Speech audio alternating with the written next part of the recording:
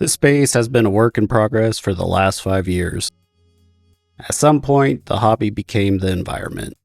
A lot of trial and error, and a lot of things that came and went. Some of it's overkill, I know that. But these are the things I sought after, because they help me hold myself to a higher standard for the work I do in this space. Screen real estate has always been an anchor through every setup I've had. 3 monitors, consistent from the start. I don't know any different than this in here, and honestly, it's an OCD struggle letting even one go. What changed over time was everything around it. Different brands, different panel types, even different color profiles. It worked, but nothing ever really matched. When it came time to upgrade, I knew if I didn't go OLED, I'd spend the next few years wishing I had. So I rebuilt it, all MSI, all OLED. The center is the MAG 341 CQP. It's a 34-inch 1800R curved ultrawide. On either side, the MAG 271 QPX. Both are 27-inch flat panels. And for the first time in a long time, everything matches. Same panels, same color, same everything. And once that was sorted, I stopped thinking about the monitors entirely, which is exactly where I wanted to be. The further I got into building this space, the more intentional every decision became.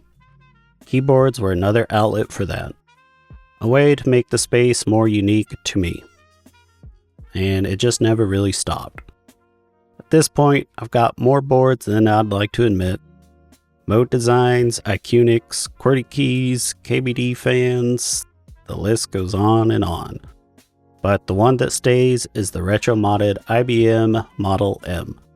It's built on an open source PCB, Wuku Studio heavy tactile switches, GMK keycaps, and some funky novelty keys. Sourcing everything, then soldering it all, that was all new to me. Far more involved than building a standard mechanical keyboard. But it was an absolute blast building it. And that's a big part of why it stayed. It types the way I want it to, it looks like it belongs here, and there's something different about using something you had a hand in building. For the mouse, I was on the MX Master 3S every day for 5 years, and I recently moved to the MX Master 4. Not because anything was wrong, just time to replace something that had been used constantly. Fits the space a little better too. And at this point, that matters to me. Behind everything on the desk, there's a bit more going on. 3 machines, each with a clear role. The MacBook is work, company provided, stays in its lane. The Mac Studio is where the creative work lives. Editing, organizing, everything that's actually mine. And then there's the PC, a custom build using the Fractal North XL case.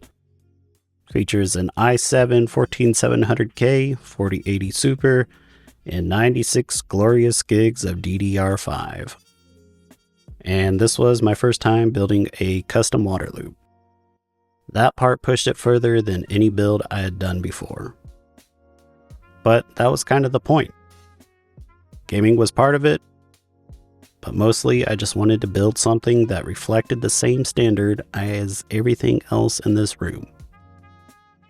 Getting all 3 running through the same desk, same monitor, same keyboard, same mouse, that part took a while to get right. The switching, the cable management, making it all feel seamless.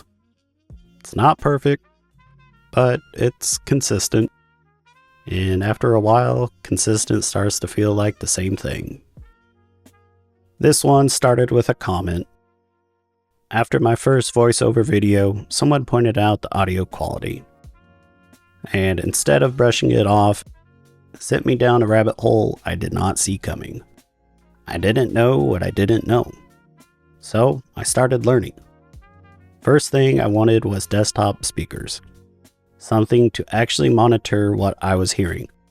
But after careful consideration and measuring the space, it wasn't going to work the way I wanted it to. I wasn't willing to give up a monitor to make room either.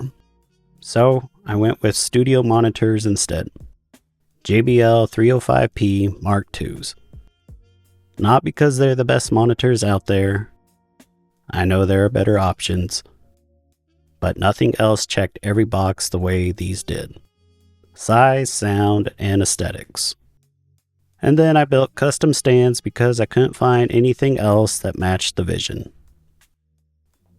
I then added a topping DX5 Mark II as a DAC, picked up the Odyssey MM-100 for headphone monitoring, different tools for different parts of the workflow. Then I looked at the mic chain. I was on a Rode Pod mic into a Focusrite Scarlett Solo. I then moved over to the Shure SM7B with a cloud lifter and heard the difference immediately. That was it, I was hooked. Which led to what I'll fully admit was an unnecessary upgrade. The Apogee Symphony desktop. In-game interface, zero regrets. The monitors and the Kali Audio WS 6.2 sub all run through it now. Headphones for editing work through the Symphony, and when I just want to listen, the DX5 now pushes the headphones of my choice. The Meze 105 Airs or the Odyssey LCD S20s. Different flavors for different use cases. I'm still learning, but this has been one of the more meaningful updates I've made in here. With 3 systems running through one desk, the switching either works or it doesn't. This one was a pain point for a long time. A lot of trial and error, but persistence paid off. The work MacBook runs through the BenQ DP1310 dock. One cable keeps it simple. A USB switch handles the rest. Keyboard, webcam, and audio moving between machines. It's not perfect. There's still a step or two involved, but it's consistent. And once something is consistent, you stop thinking about it entirely. Another issue I recently solved was adding a Sabrent hub underneath the desk. I was running out of ports to power everything, and this instantly solved that. It's what powers the new BenQ Halo 2 screen bars, better than what I had before, and one puck controls both of them. Being colorblind, that matters more than it might sound. Getting both lights synchronized, dialed to the same color intensity, one puck makes that effortless. Small addition, but the right ones always make you wonder why it took so long to get there. Just outside the desk is the network. For a long time, I was running whatever the provider sent, and it worked until it didn't. Small issues, frequent enough to notice. So I rebuilt it from the ground up with Ubiquiti. UDM Pro Max, one managed switch, and a NAS. Haven't had to think about it since. Everything is just stable. That was the goal with this setup. Set it up right, and it disappears. But the part I'm most proud of is the rack itself.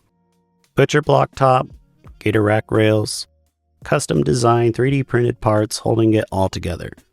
Same approach as everything else in this room. If I couldn't find something that fit the vision, I built it. It's functional, but it doesn't look like an afterthought. Not everything in this room is about the desk. The TV wall was a recent addition, and it changed the feel of the room more than I expected. I went with the 48-inch LG B5 OLED. I brought in my PS5 Pro, and for audio, the JBL Bar 1000 Mark III. The soundstage on that thing is incredible for what it is. Same standard as everything else in here, just a different purpose. Having somewhere to step away to, even if it's only a few feet from the desk, matters. Quick break, some background noise, something to help you reset and get back to it. That's what this wall does for me. And then there's this, the Bamboo Lab P1S, where my ideas come to fruition. A lot of what you see in this room started as an idea that needed a physical solution. Custom stands, one-off mounts, parts that don't exist anywhere else. The printer bridged that gap. and getting into CAD to design those things, that's been one of the more unexpected things I've genuinely enjoyed through building all of this. At the end of the day, none of this is necessary to make work meaningful. There are far less expensive ways to get there. Simpler setups that do the job just as well. But this room is my creative space. It's where I actually enjoy the work. And that has always been the goal.